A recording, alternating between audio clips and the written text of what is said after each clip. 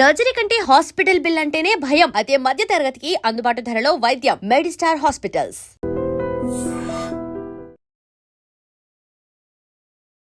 Welcome to I dream. నేను ఉదయశ్రీ. విదేశాలకు education purpose వెళ్ళి అక్కడే సెటిల్ అవ్వాలనే స్టూడెంట్స్కి ప్రెజెంట్ బయటి దేశాలలో పరిస్థితి ఏ విధంగా ఉంది, ఏ కంట్రీలో బాగుంది, ఏ కంట్రీకి వెళ్తే బాగుంటుంది, సజెషన్స్ ఇవ్వడానికి మనతో ఉన్నారు ఇమిగ్రేషన్ లాయర్ సంతోష్ కుమార్ సలాది. మాట్లాడదాం. నమస్తే అండి, వెల్కమ్ టు అవర్ స్టూడియో. ఎక్కువగా మన ఇండియన్స్ వెళ్ళేది యుఎస్, ఆ తర్వాత యూకే, ఆ తర్వాత చాలా కంట్రీస్కి వెళ్తూ ఉంటారు. కానీ ప్రెసెంట్ ఏ కంట్రీ గురించి మనం మాట్లాడుకున్నా యుఎస్ అయితే అక్కడ మన ఇండియన్స్ జాబ్స్ పోతూ ఉన్నాయి. మనకు అసలు యూనివర్సిటీలో కూడా రాని పరిస్థితి, చాలా చాలా ఇష్యూస్ ఉన్నాయి. సో ఇప్పుడున్న సిచ్యువేషన్, మళ్ళీ రష్యా, యుక్రెయిన్, ఇన్ని కంట్రీస్ లో ఇన్ని ప్రాబ్లమ్స్ ఉన్నాయి.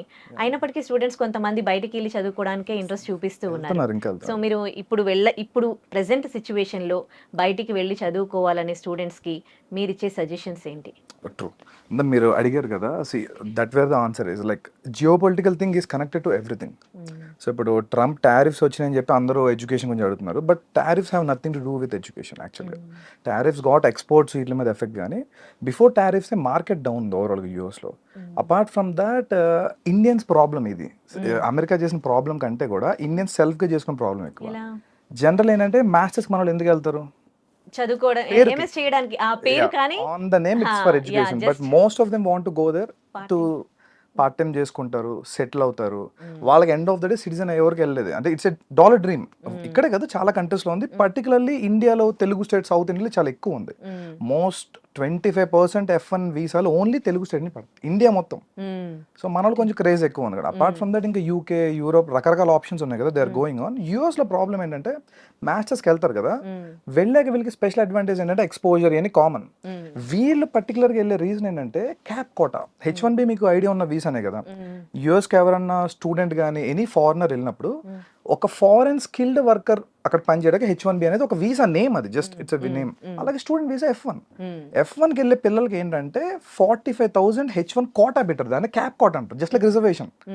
ఎవరైతే మాస్టర్స్ ఇంత ఖర్చు పెట్టి ఇండియా వస్తున్నారు కదా, ఇండియన్స్ కానీ అబ్రాడ్ ఎవరు వచ్చినా, అమెరికన్స్ ఏం చేసి అట్రాక్ట్ చేయడానికి ఇది 1980s నుంచి ఉన్న పాలసీ. ఆ 45,000 క్యాప్ కోటా అంటే ఇప్పటికీ అదే ఉంది. ఆ రోజున ఎంతమంది వెళ్ళేవారండి? మీకు తెలిసిన వాళ్ళు కూడా ఎంతమంది వెళ్తారు? చాలా తక్కువ కదా. ఇప్పుడు గల్లీకి ఇద్దరు వెళ్తున్నారు. సో ట్రూ తెలుగు స్టేట్ నుంచే 1,00,000 మంది వెళ్తున్నారు. ఈవెన్ లాస్ట్ 24-23 అకాడమిక్ ఇయర్ చూసుకున్నా మీకు 80,000 వీసాస్ తెలుగు స్టేట్ నుంచి పడినాయి. సో ఇండియాలో తెలుగు స్టేట్స్ కాకుండా గుజరాత్లో హెవీ మార్కెట్ ఉంది, తమిళనాడు ఉంది, చాలా స్టేట్స్ నుంచి ఉన్నాయి, ఈవెన్ మహారాష్ట్ర. వీళ్ళందరూ కలిపి ఒక 1,20,000 ఇండియన్సే వస్తే ఈ క్యాప్ కోట 45,000 అలాగే ఉంటుంది. ఇది మారదు, ఇది ఫిక్స్డ్ నెంబర్, కానీ జనం పెరిగిపోతున్నారు కదా. సో ఈ ఇయర్ ఈ 1,20,000 మాస్టర్స్ చేసిన వాళ్ళు ఒక 45,000 మంది వీసా కొట్టారు, ఫైన్. నెక్స్ట్ ఇయర్ వీళ్ళు ఉండేవారు, ఎందుకంటే యూఎస్ లో వీసాకి వెళ్తారు కదా మాస్టర్స్ కి. 5 years వీసా వస్తుంది మీకు F1 ఎవరు అప్లై చేసిన. 5 years వీసాలో 2 years masters, 3 years post masters. ఈ 3 years వాళ్ళు అక్కడ అమెరికాలో ఉండి లీగల్ గా ఏమన్నా చేసుకునే రైట్ వస్తుంది కాబట్టి వీళ్ళని డబ్బులు ఖర్చు పెట్టి వెళ్తున్నారు. ఇక్కడ point number 1. So 2 years masters అయిపోయాక ఈ 3 years ఓపీటీ అంటాం. ఈ 3 years ఉండే optional practical training, stem OPT 11 months వస్తుంది first. Again it will be extended to 3 మొత్తం 3 years 22 months ఎక్స్టెండ్ అవుతుంది. సో ఈ స్టెమ్ ఓపీటీలో ఉన్న పిల్లలు 45,000 ఇయర్ సెలెక్ట్ అయ్యారు అనుకుందాం క్యాప్ లో. మిగిలిన వాళ్ళు ఏమవుతారు? నెక్స్ట్ ఇయర్ అప్లై చేస్తారు. నెక్స్ట్ ఇయర్ మళ్ళీ ఒక 1,00,000 మంది వస్తున్నారు కదా. So it's becoming a loop. ఆ లూప్ లో తిరుగుతున్నారు అందరూ.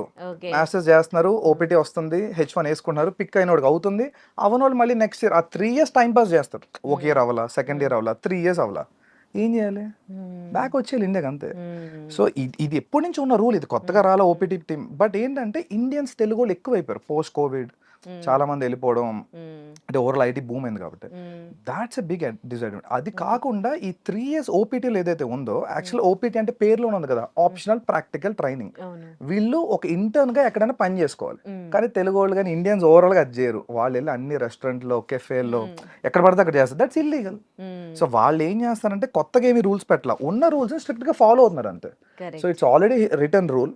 స్టూడెంట్ పార్ట్ టైమ్ గా ఉన్నప్పుడు 20 years చేసుకోవాలి, అది క్యాంపస్ లో చేయాలి. లేదు నువ్వు ఓపీటీలో ఉన్నావు అంటే నువ్వు ఏ డొమైన్ లో చదువుకున్నావో ఆ కన్సర్న్ కంపెనీ ఇంటర్న్షిప్ సంథింగ్ చేయాలి, అంతేగాని ఇక్కడ ఒకటి చేసి వాళ్ళు వేరే చోట ఫుల్ టైం జాబ్ చేస్తే ఇల్లీగలే కదా. నాకు ఒక డౌట్ అండి, Yeah. స్టూడెంట్స్ అందరు ఇక్కడ లోన్స్ పెట్టి Yeah, true, అంటే లక్షల్లో ఏదో వాళ్ళ దగ్గర డబ్బులు పట్టుకొని వెళ్తారు కదా, మోస్ట్లీ లోన్స్. అక్కడికి వెళ్ళినాక వాళ్ళు ఎడ్యుకేషన్ తక్కువ, పార్ట్ టైం ఎక్కువ చేస్తారు కదా, Yes, yes. వాళ్ళు నాలెడ్జ్ ఎక్కడ గెయిన్ చేస్తారు? వాళ్ళకి ఇప్పటి వరకు ఇన్ని ఇయర్స్ నుంచి జాబ్ వచ్చిన వాళ్ళకి జాబ్స్ ఎట్లా వస్తున్నాయి నాలెడ్జ్ లేకుండా? Correct point. ఇక్కడ ఏంటంటే ఇది ఒక పెద్ద ఐ మీన్ చాలా పెద్ద సీక్రెట్ ఇది. ఇప్పుడు నేను చెప్తే చాలా మంది హర్ట్ కూడా అవుతారు. Indians are purely consultancy based. Indians particular Telugu వాళ్ళు యూఎస్ లో మొత్తం ఎడ్యుకేషన్ నుంచి జాబ్ వరకు కన్సల్టెన్సీ రన్ అవుతాయి. దే విల్ కాల్ బ్యూటిఫుల్ గా దాన్ని ఫ్యాన్సీగా స్టాఫింగ్ ఏజెంట్స్ అంటారు. So it's 70-30 80-20 proportionate job. So వీళ్ళు ఏం వచ్చినా రాకపోయినా the so call staffing agents or consultancies will take care of them. వాళ్ళు గెస్ట్ హౌస్ రన్ చేస్తూ ఉంటారు. ఎంఎస్ అయిపోయినాక పిల్లలకి ఏంటి, అబ్రాడ్ లో హైయెస్ట్ ఎక్స్పెండిచర్ ఫుడ్ లివింగేగా, ప్రతి నెల ఖర్చు ఆల్మోస్ట్ $2,000 అవుతుంది. అది గెస్ట్ హౌస్ ఫ్రీగా ప్రొవైడ్ చేస్తాయి. వీళ్ళకి వీళ్ళే ట్రైన్ చేస్తారు, వీళ్ళే అన్ని పెడతారు, ఫేక్ గానీ వాట్ ఎవర్ అన్ని. సో పెట్టి వీళ్ళకి ఒక 10 years 8 years ఉన్నోళ్ళలాగా ప్రొజెక్ట్ చేసి మార్కెట్ లో తీసుకెళ్తారు. వాడికి రియల్ టైం అదేం రాదు కదా. ఈవెన్ ఇంటర్వ్యూస్ కూడా ప్రాక్సీలతో చేస్తారు. సో వాళ్ళు అక్కడికి వెళ్ళిపోయి మేమే దిల్ మేనేజ్ సంహౌ. ఇది ఒకప్పుడు నడిచింది, మార్కెట్ బల్క్ లో ఉన్నప్పుడు అది ఏం చేసి నడిచింది. కానీ మార్కెట్ ఇప్పుడు ప్రిసైజ్ అయింది. ఈవెన్ టెక్ లో కూడా అందరిని ఉంచుకోవట్లేదు, ఫుల్ స్టాక్ లో ఇంపార్టెంట్ వాళ్ళు ఉన్నారు. ఈవెన్ ఇండియాలో కూడా మాస్ లే ఆఫ్ చూస్తున్నాం కదా మనం. సో అది కొంచెం ఎక్కువ ఉంది అంతే తప్ప tariffs have nothing to do with education. But tariffs వల్ల ఏంటంటే ఇన్ఫ్లేషన్ పెరిగింది. మీరు మళ్ళీ అగైన్ ఫస్ట్ పాయింట్, వీళ్ళకి ఎవ్రీ మంత్ ఎక్స్పెన్స్ అవుతాయి. పార్ట్ టైం దేనికి చేస్తున్నారు మీరు? ఏంటంటే లోన్, ఎగ్జాక్ట్లీ లోన్స్ ఉన్నాయి కదా. ఈ లోన్ అమౌంట్ కష్టపడి వస్తున్నారండి అంతే. వీళ్ళు 2-3 years ఉంటున్నారు, మాస్టర్స్ కట్టుకుంటున్నారు. ఈ 2 years పార్ట్ టైం చేసినప్పుడు తినడానికి సరిపోతున్నాయి, పెద్ద మిగలట్లా. ఆ లోన్ తీర్చుకుని వస్తే చాలని ఫీల్ అవుతుంది. ఇది ఓపెన్ చాలా మందికి తెలిసిందే కానీ బయటకు చెప్పుకోరు. అగైన్ ఈ స్టాఫింగ్ ఏజెన్సీస్ కన్సల్టెన్సీ అనేది ఒకప్పుడు బాగా పనిచేసేవి, అది ప్రాబ్లం. ఇప్పుడు వాళ్ళకి కూడా కొంచెం టఫ్ అయింది, ఎందుకంటే ఈ ఇమిగ్రేషన్ క్రాక్ డౌన్ అవడం వల్ల ఫేక్ H1 అవి పెట్టేవారు కదా, అవన్నీ క్రాక్ డౌన్ చేస్తున్నారు. మరి ఇంకా కొంతమంది ఏమంటారంటే ఇది ఇంకా తాత్కాలికం కాదు, just for few more years, ఆ తర్వాత సిచువేషన్ మంచిగా అయిపోతుంది అక్కడ. I don't think so because I am not someone authoritative to tell that, but as per my analysis I don't think so. It's done. ఎందుకంటే లక్షల మంది స్టాగ్నెంట్ అయిపోయారు, ఒక 15 లక్షల మంది స్టాగ్నెంట్ అయ్యారు. సో 15 లక్షల మంది స్టాగ్నెంట్ అయినప్పుడు 50,000 చెప్పని వేసుకున్నా వాళ్ళకి ఎన్ని ఏళ్ళు పడుతుంది? వాళ్ళు రావడానికి ఒక 25-30 years అవుతుంది. అపార్ట్ ఫ్రమ్ దట్ కొత్త వాళ్ళు వస్తారు. అండ్ అమెరికన్స్ ఎలా ఉన్నారంటే they are not at all favourable for new laws favouring the immigrants. అసలు ఉన్నవే పీకేమంటున్నారు. సో కొత్తగా వీళ్ళ కోసం లా తెచ్చి 2 lakhs ఇస్తాం అనేది అసలు జరగదు, ఇంపాసిబుల్, పొలిటికల్ అవ్వదు. So even that. ఇంకోటి ఏంటంటే అమెరికాలో యూనివర్సిటీలకి అండ్ గవర్నమెంట్ కి ఏం సంబంధం ఉండదు. అంటే ఇప్పుడు ట్రంప్ ఇన్వాల్వ్ అవుతూ ఉన్నారు కదా. ఇప్పుడు యూనివర్సిటీస్ అంటే బయట దేశాలలో స్టూడెంట్స్ ని ఇప్పుడు యూనివర్సిటీ చూస్తున్నాం కదా, మరి గవర్నమెంట్ కి ప్రాబ్లం సంబంధం ఏం లేదు కదా. అమెరికా అనేది ఒక క్యాపిటలిస్టిక్ ఎకానమీ, అక్కడ డబ్బుతోనే ప్రతిదీ నడుస్తుంది. Because they go for that, they have official lobbying to. అందుకనే ఇండియాలో లాబింగ్ ఇల్లీగల్ కదా, but US lobbying legal. So American universities Indian కానీ ఏషియన్స్ రాకపోతే ఇప్పుడు అడుక్కు తింటున్నాయి ఓపెన్ గా. చాలా యూనివర్సిటీస్ కి ఫ్యాకల్టీస్ పే చేసే పొజిషన్ లేదు, రీసెర్చ్ ఫెసిలిటీ డబ్బులు కట్టే పరిస్థితి లేదు. సో యూనివర్సిటీ దృష్టిలో ఏంటి, my balance sheet should be good always. నాకు డబ్బులు కావాలి, సో నేను బ్యాలెన్స్ షీట్ రన్ చేసుకోవాలి, అంతే కదా ఎనీ ఆర్గనైజేషన్ డూస్. గవర్నమెంట్ ఏమన్నది, మాకు political, government runs on political favours. Politically వాళ్ళు ఇంపల్స్ గా ఉన్నారు, ఇమిగ్రెంట్స్ మాకు వద్దనేదే ట్రంప్ నినాదం కదా. సో అదే కోర్టులో పెండింగ్ లో ఉన్నాయి కదా ఇప్పుడు. అంటే యూనివర్సిటీ రోల్ చాలా చిన్నదండి. యూనివర్సిటీ F1 వీసా ఇవ్వడానికి మీకు I-20 ఇస్తుంది. వీసా ఎవరు ఇవ్వాలి? ఎంబసీ ఇవ్వాలి కదా. Embassy policy dictate second president. ఈ ఇంటేక్ అసలు ఆల్మోస్ట్ పిల్లలే తక్కువ మంది అప్లై చేశారు. ఈవెన్ తక్కువ మంది అప్లై చేసిన వాళ్ళు కూడా 1-2 క్వశ్చన్ రిజెక్ట్ చేశారు. నిన్న మొన్న రెడ్డిట్ లో ట్రెండ్ అవుతుంది, 1 F1 ఇంటర్వ్యూ గై పెట్టాడు, ఇట్స్ టూ మచ్. అండ్ ఒకటే క్వశ్చన్ అడిగారు, ఒక గై IITian, వాడికి వీసా ఇవ్వలేదు. Because they have a limit, ఇంతవరకే ఇవ్వండి అనేది. ఇప్పుడు కరోనా టైంలో వాళ్ళకి ఓపెన్ హ్యాండ్ ఇచ్చారు అక్కడ యూనివర్సిటీ బతకాలని చెప్పి. వద్దన్న వీసా అసలు జస్ట్ వెళ్తే, నాకు తెలిసిన ఎన్నో కొంత స్టూడెంట్స్ క్వశ్చన్ కూడా అడగకుండా వీసా తీసుకుని ఉన్నారు. జస్ట్ 1-2 క్వశ్చన్ అడిగి ఇప్పుడు అదే 1-2 క్వశ్చన్ రిజెక్ట్ చేస్తున్నారు. రాజు తలుచుకుంటే దెబ్బలు కొదవ అంటారు చూసారా. సో అంతే. మరి ఎట్లా అంటే ఇప్పుడు చాలా మంది జాబ్స్ పోతూ ఉన్నాయి, కానీ అక్కడ నుంచి తిరిగి బ్యాక్ ఇండియాకి వచ్చేస్తున్న వాళ్ళ పర్సెంటేజ్ చూస్తే అయితే జాబ్ రాని వాళ్ళందరూ ఏం రావట్లేదు, ఇంకా అక్కడే ఉన్నారు. అంటే ఇంకా హోప్స్ ఉన్నాయి. అదే కదండి మన సొసైటల్ స్టిగ్మా. సో ఒకటి బ్యాక్ వచ్చాడంటే they will see them as a failure. అదొక 50% కారణం. అక్కడే ఏదో ఒక పార్ట్ టైమో ఫుల్ టైమో ఆడ్ జాబ్ చిన్నదో పడదో పడి అక్కడే తిరుగుతున్నారు. ఇంకొంతమంది ఏం చేస్తారంటే PhD ఎన్రోల్ అవడం, వాళ్ళకి ఇంట్రెస్ట్ లేకపోతే జస్ట్ టు స్టే అఫ్లోట్ ఉండాలి, అక్కడ ఉంటే చాలు అనే మూడ్ మూడ్లో ఉన్నారు. Even that's not true. ఎందుకంటే అక్కడ ఏమి ప్రాస్పెక్టివ్ మార్కెట్ లేదు. ఎంత ఉన్నా సపోజ్ ఓపెన్గా మాట్లాడుకుందాం, F1 అయిపోయింది, H1 వచ్చేసింది, తర్వాత ప్రొసీజర్ ఏంటి, గ్రీన్ కార్డ్ జీసీ కదా. ఇవాళ రోజు ఇండియన్స్కి GC waiting more than 45 years. అప్పుడు ఇక్కడ పోతాడు కూడా చాలా మంది. అపార్ట్ ఫ్రమ్ దాట్ సిటిజన్షిప్ అనేది ఇంపాసిబుల్ ఇప్పుడున్న టాస్క్లో. సో వీడు ఎన్నాళ్ళు ఉన్నా కెరీర్ బిల్టప్ చేసుకున్నా రాత్రికి వెళ్ళిపోయే పరిస్థితి వస్తే ఏం చేయగలుగుతాడు? వాడు బిల్టప్ చేసుకుంది నెట్వర్క్ అంతా అక్కడ వదిలేరు కదా. అట్లీస్ట్ వాళ్ళు వదిలేసి కొంతమంది ఒక 4-5 years ఎక్స్పోజర్ రియల్ టైం నేర్చుకున్నాక ఇండియా వస్తే ఆపర్చునిటీస్ ఉన్నాయి. స్టిల్ పీపుల్ మే సే అది ఇది, బట్ స్టిల్ బెటర్. ఓకే, అక్కడ యుఎస్లో కన్సల్టెన్సీస్ వర్క్ చెప్తారు. అసలు ఈ కన్సల్టెన్సీస్ ఎట్లా వర్క్ చేస్తాయి? ఇప్పుడు ఇండియన్స్ జాబ్స్ పోతూ ఉన్నాయి, కానీ మళ్ళీ ఇంకా ఇండియన్స్కి ఎంఎస్ చేసిన వాళ్ళకి ఇంకా కాల్స్ వస్తూనే ఉంటాయి through consultancy. What it's doing actually? Consultancy ఏం చేస్తాయంటే బెంచ్ సేల్స్, వాళ్ళ దగ్గర 2-3 మోడల్స్ ఉంటాయి. ఇప్పుడు తీసుకున్న హైర్ చేసిన అందరినీ బెంచ్లో పెట్టుకుంటారు, బెంచ్ సేల్స్ అని ఒక టీం పెట్టుకుంటారు. వీళ్ళు మార్కెట్లో లింక్డ్ఇన్లో లేదంటే థర్డ్ పార్టీ జాబ్స్ వస్తాయి, టెంపరీ ఆప్షన్స్ అన్ని, వాటిని ఫైండ్ అవుట్ చేసి వీళ్ళు ప్లేస్ చేసుకుంటారు. ఎగ్జాంపుల్ ఒకప్పుడు ఒక 20 ఇంటర్వ్యూస్ షెడ్యూల్ చేస్తే ఒక 10 calls వచ్చేవి అనుకోండి, వీళ్ళకి 1-2 క్లోజ్ అయ్యేవి. ఇవాళ 50 పెడితే ఒక 5 కూడా కాల్స్ రావట్లేదంట. I spoke with many staffing ఐస్ టూ. సో కాల్స్ రావట్లేదు, వచ్చిన వాళ్ళు కూడా ఎవరికి సెలెక్షన్ అవ్వట్లేదు. వాళ్ళు పాపం లాస్లో ఉన్నారు. ఇంకో హైలైట్ అయినా అందరూ యుఎస్ స్టాఫింగ్ కన్సల్టెన్సీ వాళ్ళు హెవీగా ఎర్న్ చేస్తారు అనుకుంటారు. They are in losses now. Many people I know they having $2-3 million in debts. Okay, ఇప్పుడు ఇక్కడ నుంచి వెళ్ళే స్టూడెంట్స్ అయితే తగ్గిపోయారు, కానీ ఇప్పుడు అక్కడ ఎంఎస్ చేస్తున్న వాళ్ళు, ఎంఎస్ చేసి జాబ్ కోసం వెయిట్ చేస్తున్న వాళ్ళు అక్కడ ఉంటే మంచిదా, లేకపోతే వాళ్ళు బ్యాక్ వచ్చేయడం మంచిదంటారా? My thing is they can come back any time. ఎందుకంటే యూఎస్లో నువ్వు ఫుల్ టైం జాబ్ చేస్తేనే నీకు కెరీర్ ఆపర్చునిటీ. ఏదో పార్ట్ టైమో లేదా సమ్ అదర్ ఆడ్ జాబ్. ఇప్పుడు నువ్వు మాస్టర్స్ చేశారండి ఒక స్టూడెంట్, అతను టెక్ జాబ్ చేయాలి కదా బేసిక్గా, if not some else professional job. అంతే కదా, మటన్ కొడితే అదేమన్నా వాల్యూ ఉంటుందా? దాంట్లో కెరీర్ గ్రోత్ ఉంటుందా? ఉండదు కదా. So just to survive A jobs పడితే ఆ జాబ్స్ అట్లీస్ట్ పార్ట్ టైం వరకు చెల్తా కాలేజ్లో.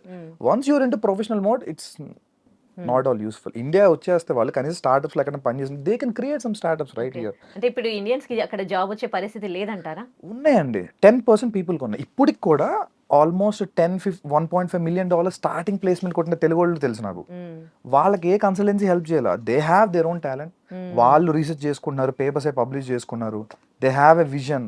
అదే కంపెనీ తీసుకుంటుంది. టాలెంట్ వాడికి ఎప్పుడు మార్కెట్ ఉంది, there is no restriction at all. ఈ 45,000 వీసాలు అనుకున్నాం కదా, ఇదివరకు ఏమైంది, మీకు H1B కావాలంటే ఒక కంపెనీ మిమ్మల్ని స్పాన్సర్ చేయాలి, అంతే కదా సింపుల్ గా. ఈ కన్సల్టెన్సీలు కంపెనీ రూపంలో మిమ్మల్ని స్పాన్సర్ చేసేవి. వీడు ఎందుకు చేస్తాడు? వీడికి అక్కడ మార్కెట్ లో జాబ్ ఉంటే నీ మీద రూపాయి తింటాడు కాబట్టి చేస్తాడు. ఇప్పుడు వీడిని వదిలేసి రియల్ గా యాపిల్ ఉందండి, ఓకే, మౌంట్ వ్యూ కాలిఫోర్నియాలో గూగుల్ ఉంది. రియల్ గా గూగుల్ హైర్ చేసిన వాళ్ళు స్పాన్సర్ చేసుకుంటున్నారు H1B. అందుకే 45,000. ఓకే, ఈ స్క్రాప్ ఓపెన్ గా మాడుకుంటే వాళ్ళకి ఏమీ లేదు ఆపర్చునిటీ. అక్కడికి వెళ్ళే కూడా వాళ్ళు స్కిల్స్ డెవలప్ చేసుకోకుండా పార్ట్ టైమ్ లోనే గడిపేసి మాస్టర్స్ ఏమి నేర్చుకోకుండా, మాస్టర్స్ దేనికి యాక్చువల్ గా ఆ సబ్జెక్ట్ డొమైన్ నాలెడ్జ్ వాళ్ళు ఎక్స్పర్ట్ లెవెల్కి వెళ్ళడం కోసం మాస్టర్స్ లెవెల్ అనేది. వాళ్ళు అదేమి వెళ్ళకుండా again masters no gate pass లో వాడుకుంటున్నారు. గేట్ పాస్ ఏంటి, అమెరికా ఎంటర్ అవడానికి ఒక గేట్ పాస్. పార్ట్ టైం చేయాలి, డబ్బులు సంపాదించాలి, పంపాలి, అది అక్కడ వరకే. ఈ స్కిల్ డెవలప్మెంట్ ప్రోగ్రామ్స్ కూడా కొన్ని నేర్చుకుంటూ ఉంటారు కదా, అవి యూస్ఫుల్ అవుతాయి వాళ్ళకి? స్కిల్ ఏదైనా యూజ్ అయినండి. అంటే స్కిల్ డెవలప్మెంట్ ఇండియాలో ఇంకా టెక్ స్కిల్స్ ర్యాపిడ్ గా గవర్నమెంట్ ప్రమోషన్ తక్కువ. గవర్నమెంట్ ఏంటంటే ఇండియాలో సెమీ స్కిల్స్ ఎక్కువ ప్రమోట్ చేస్తుంది. యూఎస్లో ఏంటంటే ప్యూర్లీ వాళ్ళకి అబ్రాడ్ అంటే ఫారెన్ వర్కర్స్ అందరూ కూడా స్కిల్డ్ వర్కర్స్ కిందే. ఖచ్చితంగా మీరు హై టెక్నాలజీ చేస్తేనే వాళ్ళకి పనికి వస్తారు. ఇప్పుడు సపోజ్ ఎగ్జాంపుల్ యూకే ఉందండి, ఒక రకంగా అన్నట్టు యూఎస్ కంటే యూకేనే బెటర్ పిల్లోడ్ స్టూడెంట్ యాంగిల్లో చూస్తే. ఎందుకంటే యూఎస్లో వాళ్ళకి నెత్తి మీద ఒక అప్పు వేసుకుని వెళ్తున్నారు ఒక 35-40 లక్షలు. ఎందుకంటే $89 ఉంది కదా ఇవాళ. సో వీళ్ళకి ఏమైపోయిందంటే ఫస్ట్ ఆ 35-40 lakhs డెట్ చాలా ప్రెషర్ ఉంటుంది ఏ మనిషికైనా, అంతేగా. ఇప్పుడు పేరెంట్స్ చెప్పడం వరకే, పిల్లోడు అక్కడికి వెళ్ళి సఫర్ అవుతున్నాడు. వాడే పార్ట్ టైం చేసుకుంటాడు. ఇండియాలోగా ఏది ఈజీ కాదు, ఇన్సూరెన్స్లు కట్టుకుంటాడు, ప్లస్ ఈ ప్రెషర్ ఉంటుంది, అమ్మో అప్పు ఉంది అది కట్టాలి. యూకేలో ఏంటంటే మీకు ఇంచుమించు 20 lakhs లోపే చాలా చోట్ల మ్యాచ్ అయిపోద్ది. సో వాళ్ళ మీద కొంతవరకు డెట్ ప్రెషర్ తక్కువ ఉంటుంది. I'm not telling UK so good, at least వాళ్ళ ఎక్స్పోజర్ కోసం మాస్టర్స్కి వెళ్ళే వాళ్ళకి ఎప్పుడు కూడా ప్రాబ్లం లేదండి. మేము అక్కడే ఉండిపోవాలి, సిటిజన్ అయిపోవాలి అనుకుంటే మాత్రం అవ్వదు. ఇప్పుడు అంత ఓపెన్ గా లేదు అంతే. అంటే కంట్రీ టు కంట్రీ రిలేషన్షిప్స్ బాగుండట్లేదు కదా, మరి యూకే తో ఇండియాకి ఎట్లా ఉంది? ఎగ్జాక్ట్లీ ఈ పాయింట్. యూకే తో ఇండియాకి చాలా సూపర్ బయలాటరల్ రిలేషన్స్ ఉన్నాయి. ఇప్పుడు recently Modi garu last month UK తో హిస్టారికల్ ట్రేడ్ డీల్ చేసుకున్నాం మనం. Many goods are now with tax free. Suppose ఇప్పుడు మన ఇండియా నుంచి అపెరల్ వెళ్తుంది వరల్డ్ వైడ్ గా, ఈ గార్మెంట్స్ అన్ని కూడా. నౌ ట్యాక్స్ ఫ్రీ ఇచ్చారు ట్రేడ్ ఛానల్లో. అలాగే ఎడ్యుకేషన్ వీసాస్ కూడా ఇండియా నుంచి ఎవరైతే యూత్ ఉన్నారో యూత్ మొబిలిటీ వీసాను కొత్తది క్రియేట్ చేసింది ఇమిగ్రేషన్ లాలో యూకేలో, ఓన్లీ ఫర్ ఇండియన్స్. ఒక 30,000 మందికి జస్ట్ మీరు ఏ జాబ్ ఒక్కర్లా, నువ్వు మా కంట్రీలో స్టార్ట్అప్ చేయడానికి కానీ లేదా ఇన్నోవేట్ చేయడానికి వస్తావా రా, విల్ ఇష్యూ అని వీసా 3 years 2 years వీసా ఏదైనా చెయ్యి, if it is good further గా అప్లై చేసుకో. ఇది ఓపెన్, యూఎస్ లేదు మనకి ఇది. ఈ ట్రేడ్ డీల్స్ వల్ల ఇండియాకి ఉన్న యూకేతో ఉన్న బెనిఫిట్ ఇది. స్టూడెంట్స్ వెళ్తారు కదా మాస్టర్స్ కి, 4 year వీసా వస్తుంది యూకేలో చాలా చోట్ల. 2 year కోర్స్ చేసుకుంటే అగైన్ 2 years ఉంటారు కదా. ఈవెన్ అప్పుడు కూడా వాళ్ళకి ఏమైనా అవ్వకపోతే మొబిలిటీ వీసా ఉంది, something else they will try. And more over అంటే ముందు డెట్ ప్రెషర్ తక్కువ ఉంటుంది. అగైన్ ఓకే, అంటే కొన్ని కోర్సులు చేయడానికి వెళ్ళిన వాళ్ళకి యూకేలో బాగుంటుందా లేకపోతే ఏది? మేనేజ్మెంట్ యూకేలో బాగుంటుంది particularly. IT is fine, life sciences కూడా okay. And law management top మీకు యూకేలో, లా అండ్ మేనేజ్మెంట్. తెలుగు వాళ్ళు పట్ల ఇంజనీరింగ్ వెళ్తారు కాబట్టి ఓకే, మాస్టర్స్ కూడా ఇంజనీరింగ్ ఐటీ అటు సైడ్ కూడా కొంత చూడవచ్చు. అక్కడే సెటిల్ అవ్వాలనుకుంటే యూకేలో, యూకేలో సెటిల్ అవ్వాలంటే ఫైన్. వాళ్ళు ఒక ట్రాన్స్పరెంట్ సిస్టమ్ తీసుకొచ్చారు. బేసిక్గా మీరు చూసుంటారు మొదట కెనడాకి హెవీగా బూమ్ అయింది ఒక 2-3 years బ్యాక్ వరకు. కెనడా బాగా వెళ్ళారు ఎందుకంటే కెనడాకి అప్పుడు పాయింటర్ సిస్టమ్ ఉంది. మీరు పిఆర్ రావాలనుకోండి, ఇప్పుడు యూఎస్ లో ఏంటి ఒక ఆర్బిటరీ సిస్టమ్ ఉంది. మీరు గ్రీన్ కార్డ్ ఫైల్ చేశారు, వాడు వెయిటింగ్ లిస్ట్ పెడతాడు, అంతేగాని మీకు మధ్యలో రీజన్ ఏం చెప్పరు నాకు ఎందుకు వస్తుంది ఎందుకు రావట్లేదు అని. కెనడాలో ఏంటంటే పాయింటర్ సిస్టమ్ ఉంటుంది, సిఆర్ఎస్ స్కోర్ అంటాం, కాంప్రహెన్సివ్ ర్యాంకింగ్ సిస్టమ్. మీ సిఆర్ఎస్ స్కోర్ చేసుకుంటే మీ 10th 12th మీరు కెనడాలో పని చేశారు లేదా కెనడాలో ఎక్స్పీరియన్స్ ఉందా, ఇవన్నీ ఇమిగ్రేషన్ లాయర్స్ చూస్తారు. సో మీకు గనక CRS score 740 above direct PR ఇచ్చింది మొదట Canada. So that's why people flocked. 640 నుంచి ఇచ్చుకొచ్చింది 740 వరకు ఇచ్చారు. ఇప్పుడు ఏంటంటే కెనడా ఆపేసింది, వాళ్ళకి చూసాం కదా ఖలిస్తాన్ ఇష్యూస్ ఉన్నాయి, ఇమిగ్రేషన్ ఎక్కువైపోయింది. అగైన్ యూకే ఇప్పుడు పాయింటర్ సిస్టమ్ తెచ్చింది. అంటే నువ్వు మాస్టర్స్ మా దగ్గర చేసావు, ఇన్ని పాయింట్లు ఇస్తాం. ఇక్కడ నువ్వు ఒక 1-2 years ఎక్స్పీరియన్స్ ఉంది, ఇన్ని పాయింట్లు ఇస్తాం. ఇండియాలో కూడా నీకు ఎక్స్పీరియన్స్ ఉంది. అట్లా ఈ పాయింటర్ సిస్టమ్ వల్ల ఏంటంటే ప్రతి ఒక్కరికి ఓపెన్ గా ట్రాన్స్పరెంట్ తెలుసుద్ది, ఇన్ని పాయింట్లు నాకు వచ్చినాయి, ఇన్ని పాయింట్ లెవెల్ వస్తే పిఆర్ వస్తుందంట, అందుకే రావట్లేదు సంథింగ్ కదా. అంతేగాని మిగతా చోట యూఎస్ లో కానీ చాలా యూరోపియన్ కంట్రీస్ లో పిఆర్ వేయాలి, ఇమిగ్రేషన్ లాయర్స్ వెళ్తా ఉంటారు, మనలాంటి వాళ్ళు సబ్మిట్ చేస్తారు, వాళ్ళు ఎప్పుడు ఇస్తారో అప్పుడు అంతే. సో మీ ఫైల్. మరి యూకేలో ఇంత మంచి ఆపర్చునిటీస్ ఉన్నప్పుడు ఎందుకు యుఎస్ ని ఫస్ట్ ఆపర్చునిటీగా పెట్టుకుంటారు? మనకి ట్రెడిషనల్లీ హ్యూజ్ మార్కెట్. అంటే మీరు పాపులేషన్ వైజ్ చూడండి, US population around 40 crore, 35 to 40 crore. UK population around below 5 crores. So 6.5 overall United Kingdom అంతా చూసుకున్నా. So huge difference. అండ్ ఈ ఫార్చ్యూన్ 500 కంపెనీస్ లో ఏంటంటే ఐటీ, తెలుగు వాళ్ళు లేదా south Indians particularly bulk into IT and IT consulting services. So US huge market, world మొత్తానికి IT వాళ్ళే కదా. సో అందుకని మన తెలుగు ట్రెడిషన్ ఎక్కువ వెళ్తుండేవారు, అంతేగాని there is nothing else. And ఈ అడ్వాంటేజ్ ఉండేవి మనకి, వేరే ఏ కంట్రీలో కన్సల్టెన్సీస్ లేవు, స్టాఫింగ్ ఏజెన్సీస్ కానీ. మ్యాథ్స్ అయిపోతే వాడు ఓన్ గా చూసుకోవడం లేదంటే సంథింగ్.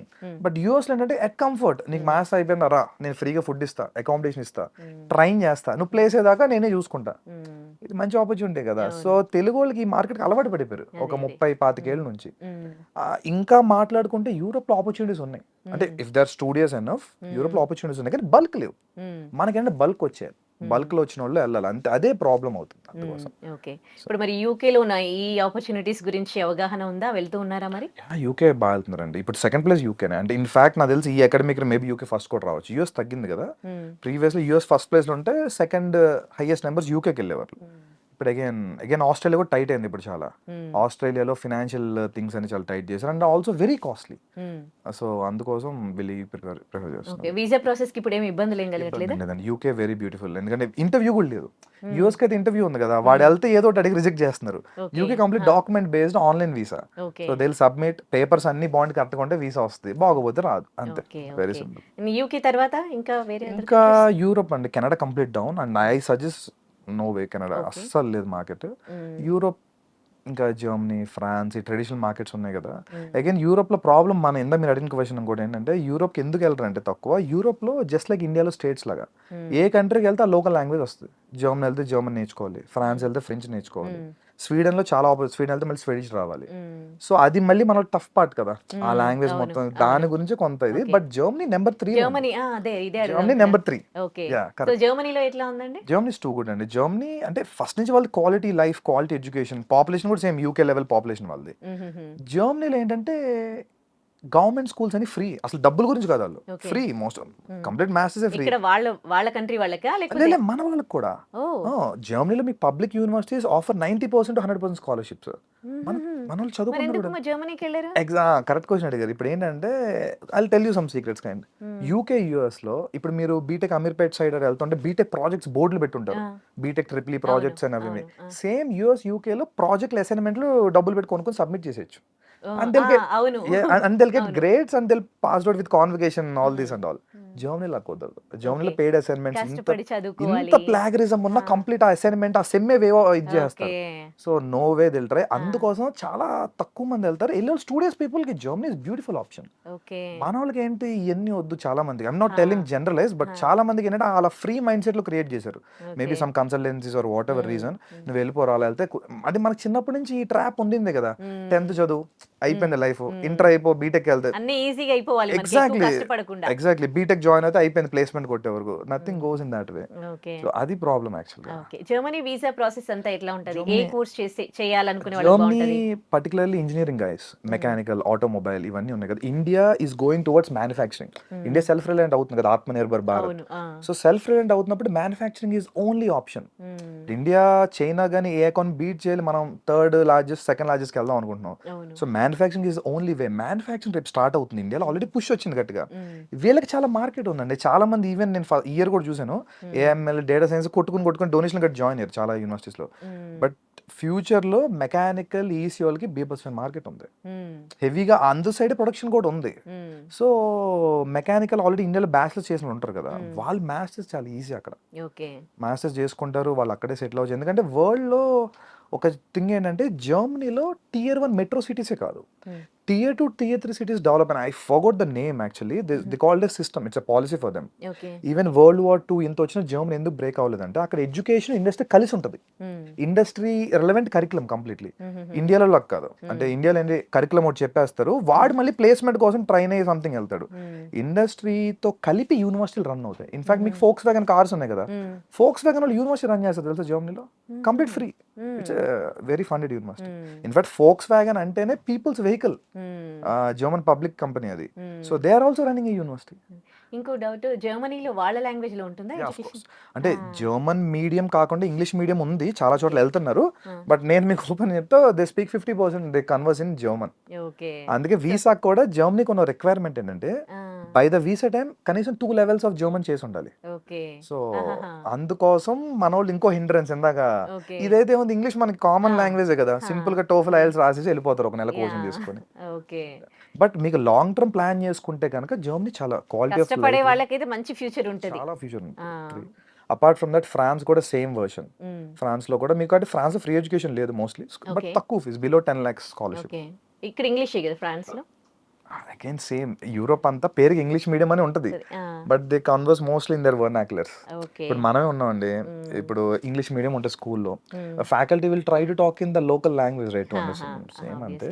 సో బట్ సర్వైవ్ అవ్వాలంటే part times local taxi grocery everything మనం లోకల్ తోని కన్వర్స్ చేయాలి. అవును అందుకోసం మేము కూడా Languages కంపల్సరీ ఆ. లోకల్ లాంగ్వేజ్ నేర్చుకోమంటాం. Apart without that they can do nothing. Okay so ఇప్పుడు వెళ్ళాలని అనుకునే స్టూడెంట్స్ కి మీరు ఇచ్చే సజెషన్స్ ఏంటి? So check your countries, if not try to do your own research. అంటే పర్టికులర్ నువ్వు వెళ్తాను యూనివర్సిటీ ఎంత అవుట్కమ్ ఉంది, ప్లేస్మెంట్. ఇండియాలో అక్కడ ప్లేస్మెంట్ థింగే ఉండదు, అవుట్కమ్స్ తెలుసుకోండి, అక్కడ మార్కెట్ ఎలా ఉంది చూసుకొని వెళ్ళటమే. రెస్ట్ మీకు రియల్ టైమ్ ఎడ్యుకేషన్ చేయాలంటే there are n number of opportunities. మీరు చదువుకుని రీసెర్చ్ అంటే లేదు, నేను పేరుకి మాస్టర్స్ చేస్తా, I want to get something for free అంటే ఇప్పుడు కొంచెం టఫ్ అయిపోయింది, ఆ సినిమా అయిపోయింది, ఇప్పటి నుంచి టఫ్ డే స్టార్ట్ అయినాయి. Okay Yeah. అక్కడ ఇప్పుడు ఎంబీఏ చేసి ఇండియాకి బ్యాక్ వచ్చిన వాళ్ళ పరిస్థితి ఏంటి? ఇక్కడ మన ఇండియాలో ఎట్లా ఉన్నాయి? They're well recognised. Even UK అయినా యూరోప్ అయినా మనకి మంచి మంచి స్కూల్స్ ఉన్నాయి. బెనిఫిట్ ఏంటంటే ఇందులో ఒక అడ్వాంటేజ్ ఉంది మనకి. సపోజ్ ఇండియాలో ఉన్న కాంపిటీషన్ వల్ల ఇండియాలో ఒక యావరేజ్ బీ స్కూల్, ఒక 20 years old బీ స్కూల్ కూడా ఇప్పుడు 20-22 lakhs చార్జ్ చేస్తున్నాయి. బెంగళూరు రిలయన్స్ కానీ ముంబై ఎన్ఎంఎంస్ ఎవరిని చూసుకున్నా. వేరేజ్ అదే కాస్ట్ లో మీరు యూకేలో ఒక 150 years old బీ స్కూల్లో చదవచ్చు. So it's well recognised right, worldwide మీకు ఆపర్చునిటీ ఉంటుంది. They have internship opportunity too. ఇంకోటండి అక్కడ ఎంఎస్ అని వెళ్ళి పార్ట్ టైం జాబ్లు చేస్తారు తప్ప ఎడ్యుకేషన్ గెయిన్ చేయరు. వాళ్ళకి ఇక్కడికి వచ్చినాక ఏం జాబ్స్ వస్తాయి? ఏం రావు, రావట్లేదు చాలా మంది కూడా, వచ్చిన వాళ్ళు కూడా దే డూయింగ్ సంథింగ్. ఏం లేక మళ్ళీ ఏదో ఒక స్కిల్ నేర్చుకుంటారు, కరెంట్ ట్రెండ్ టెక్నాలజీ అంతే తప్ప ఓకే అసలు ఆ సిస్టమే ఘోరం అయిపోయిందండి. అందుకని ఈ కొలాప్స్ అంతా కూడా, okay because they not gaining anything new, existing ఉన్న దాంట్లో ఉంటున్నారు. కంపెనీకి అది అక్కర్లా, ఇక్కడ వాళ్ళే పట్టించుకోవట్లేదు కదా. యా సో అదే ప్రాబ్లం అవుతుంది. ఇప్పుడు H1B లో ప్రాబ్లం ఏంటంటే వాడికి స్పాన్సర్ చేస్తున్నారంటే బోల్ ట్యాక్సెస్ కట్టాలి. ఆ థింగ్ అని కంపెనీకి వేస్ట్ కదా, లోకల్ దొరికేస్తాడు ఆ టాలెంట్ తో. అందుకోసం okay so unless and until you're super talented, you're in demand technology, then no problem. Rest are all average. Okay అంటే ఇక్కడికి వచ్చినాక ఏమన్నా స్పెషల్ ఉంటాయి కదా కోర్సెస్ లాంటివి నేర్చుకుంటే బెస్ట్ అంటారా? యా ఆల్రెడీ మాస్టర్స్ చేశారు కదా చేశారు, వాళ్ళందరూ. అక్కడ ఏం నాలెడ్జ్ లేదు కదా వాళ్ళకి. yes. అప్పుడు ఇక్కడికి వచ్చినాక ఏదో ఒకటి చేయాలి కదా. ఏదో ఒక ట్రెండింగ్ టెక్నాలజీ నేర్చుకోవడమే ఇందని అన్నట్టు. ఇప్పుడు మార్కెట్ లో ట్రెండింగ్ ఇప్పుడు బిగ్ డేటా, హడూప్ నడుస్తుంది అనుకోండి, వాడు అది నేర్చుకుంటాడు వచ్చి ఇక్కడ 2-3 months కోర్స్. ఓకే దాని Telugu right, thank you so much for your valuable suggestions to viewers అండి. Thank you. And for more videos, Please subscribe to iDream. Please subscribe to iDream. Please subscribe iDream. And please subscribe to iDream. For more videos, subscribe to iDream. please like, share, and subscribe to the channel. Congratulations, iDream. Subscribe to iDream. Subscribe to iDream. So subscribe to iDream Media. iDream ki iDream team andarki huge congratulations. Please subscribe iDream Media. Please subscribe to iDream. Subscribe iDream. Please subscribe to iDream. iDream అంటే నా కళల ఛానల్ను subscribe చేసుకున్న నోరు తిరుగుతలేదు, మీరైతే గంట గుర్తు కొట్టండి. For more such videos, please subscribe to iDream. Subscribe to iDream. Please subscribe to iDream. Please subscribe iDream Media. Please do subscribe to iDream. Please subscribe to iDream Media. For best entertainment and information, please subscribe iDream. And don't forget to subscribe to iDream.